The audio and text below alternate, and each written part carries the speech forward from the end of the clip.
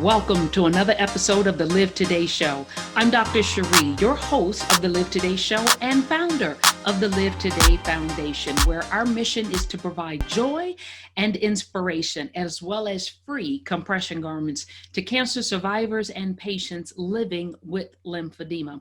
I'm so happy that you chose to tune in to another episode, and we are so grateful for CAN TV Channel 21 for continuing to allow us the opportunity to share words of encouragement, to share news about lymphedema, to share information about how you can prevent chronic debilitating lymphedema, and just to provide our viewers information, tips, and knowledge on how to live today and every day.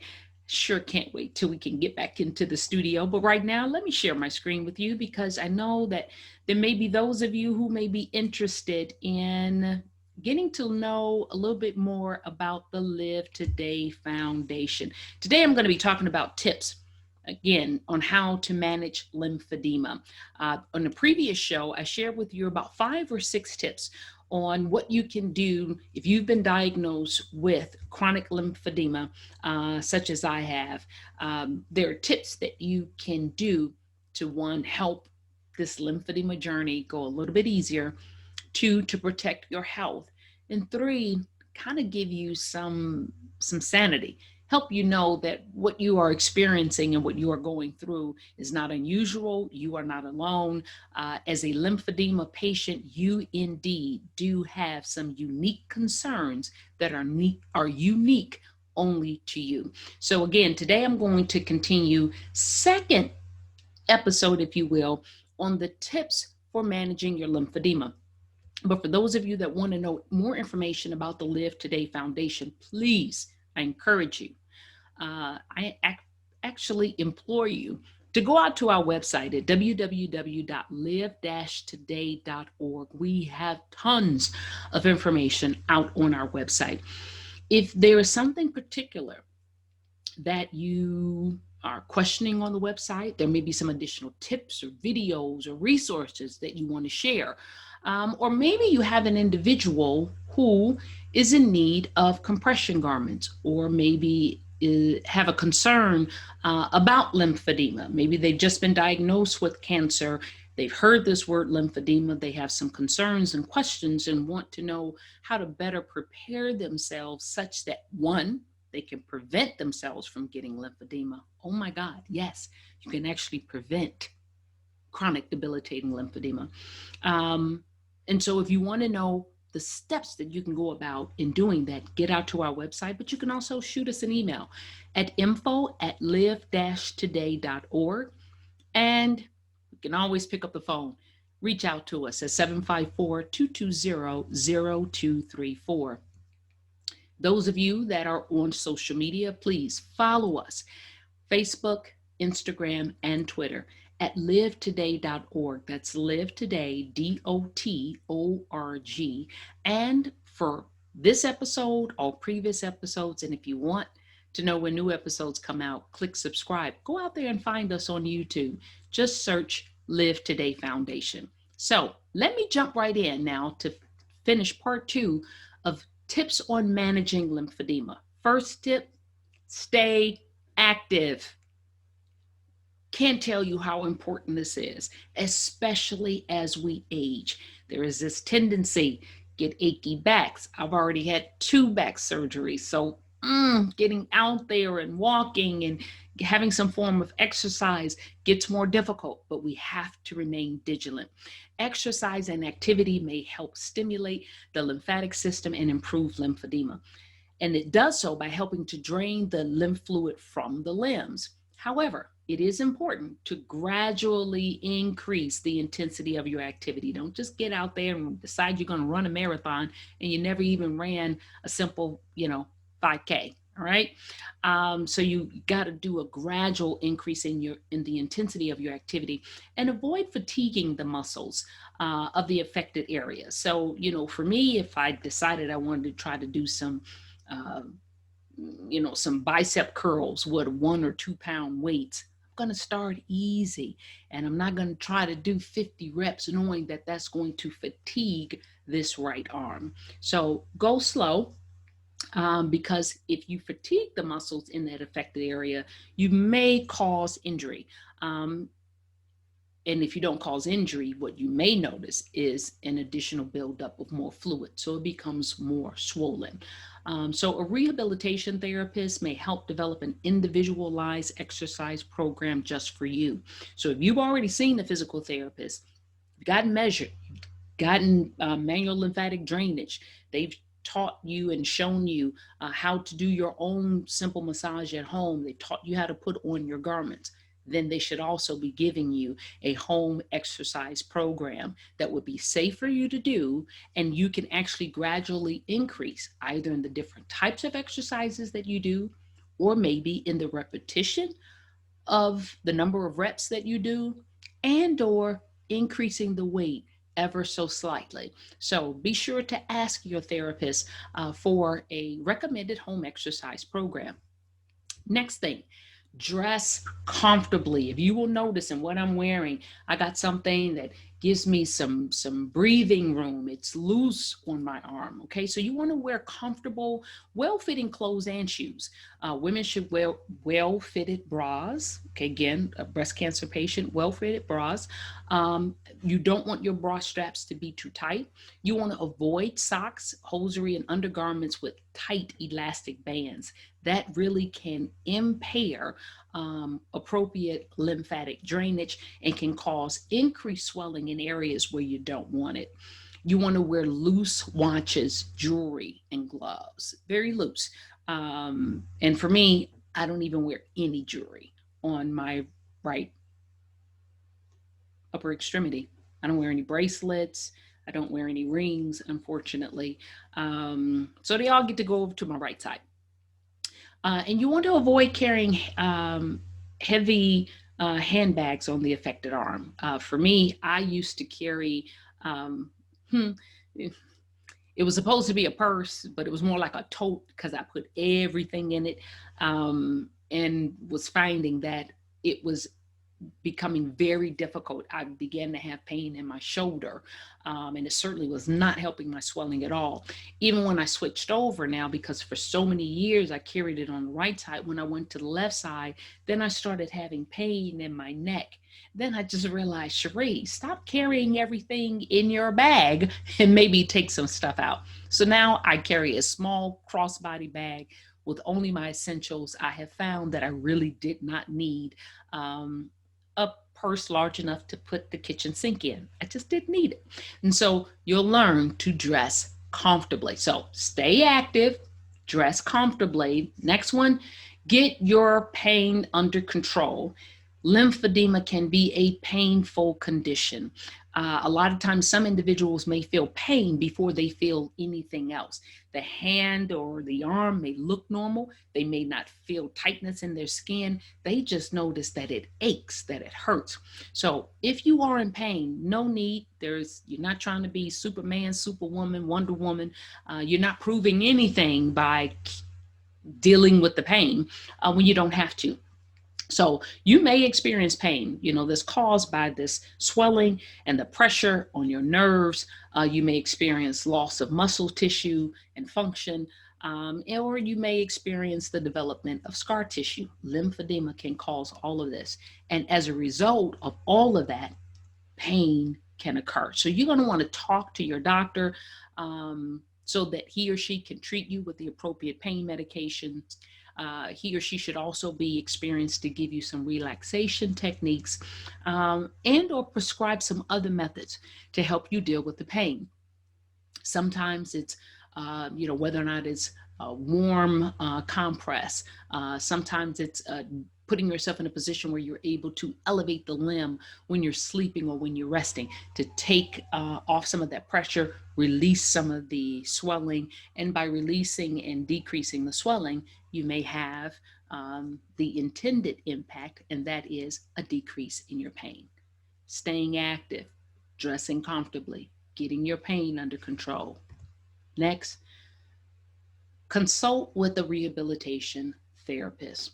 Your physical therapist, occupational therapist that is trained in lymphedema management. I can't tell you how important that is. So you're not just looking for any physical therapist or any occupational therapist. You want someone who is trained. You may see after their name LANA. That's a type of lymphatic instruction certification that therapist has gone through, that indicates that he or she is trained in how to properly manage your swelling that is due to lymphedema.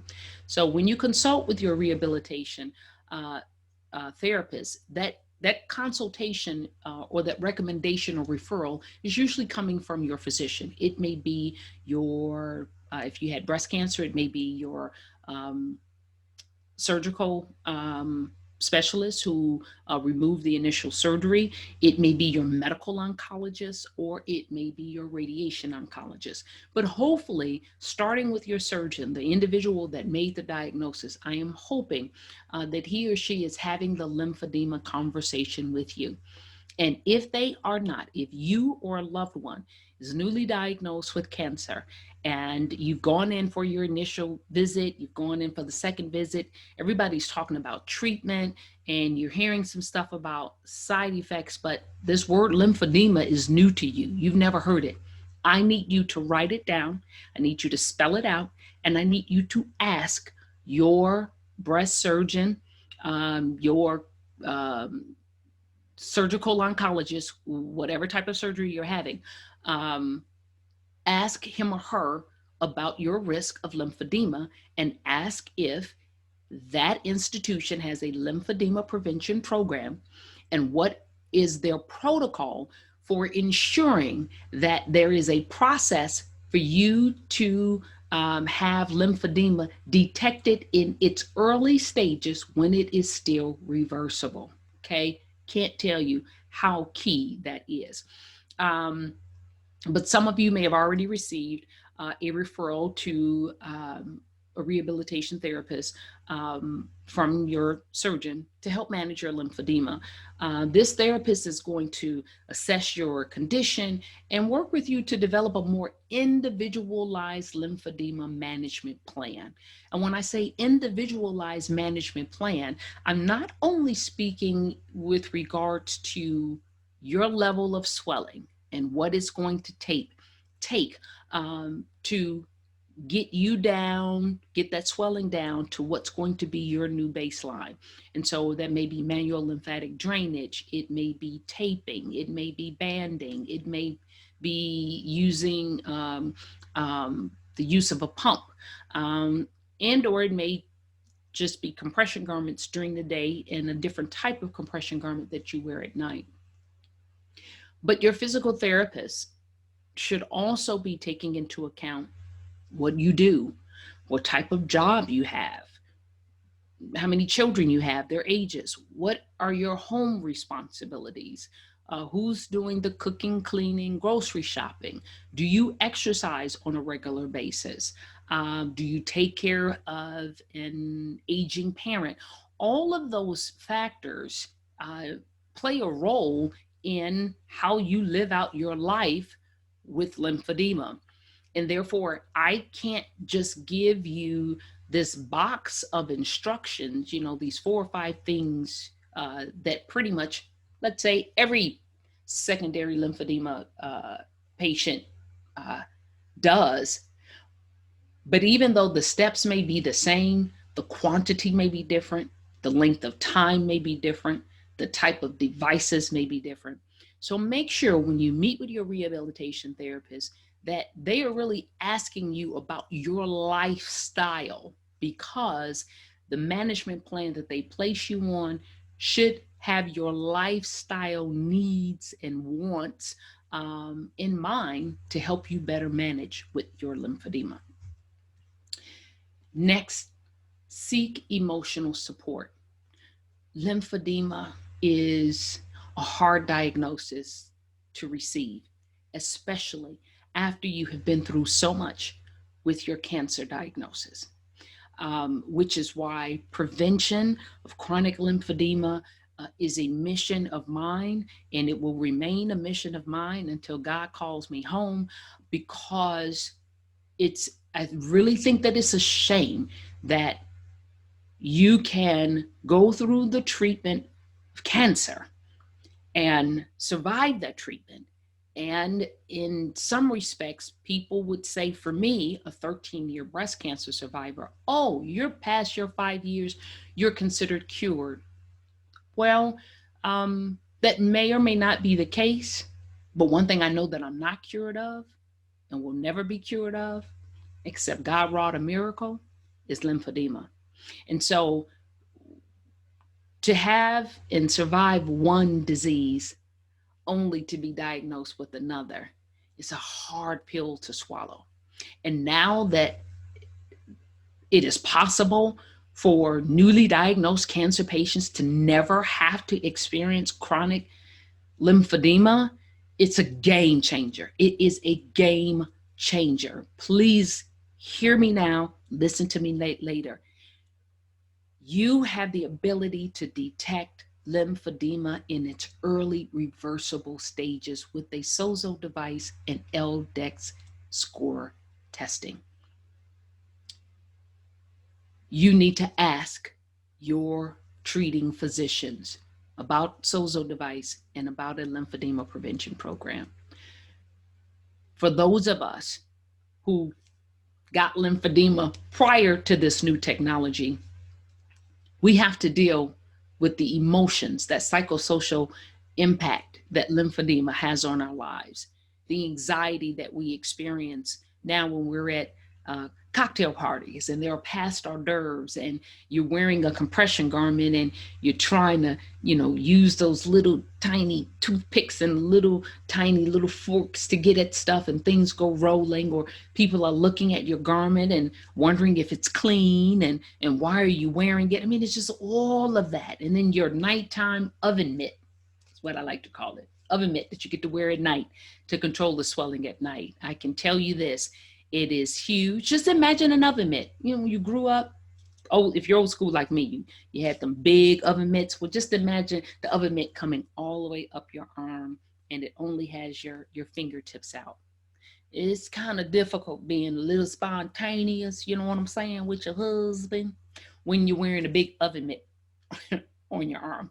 And so there are adjustments. So you need to seek emotional support. Do not go through this alone. You shouldn't go through it alone. This is a real disease, a real diagnosis that has uprooted and have changed your life forever. New clothes, possibly new career, a new financial impact to your bottom line, your finances. You got to replace these garments. You can't just get one and done. You got to have 2 garments per year without fail for the rest of your life. And you have to be to deal with the constant reminder every time you put your garments on. It's like, man, can I put my cancer behind me?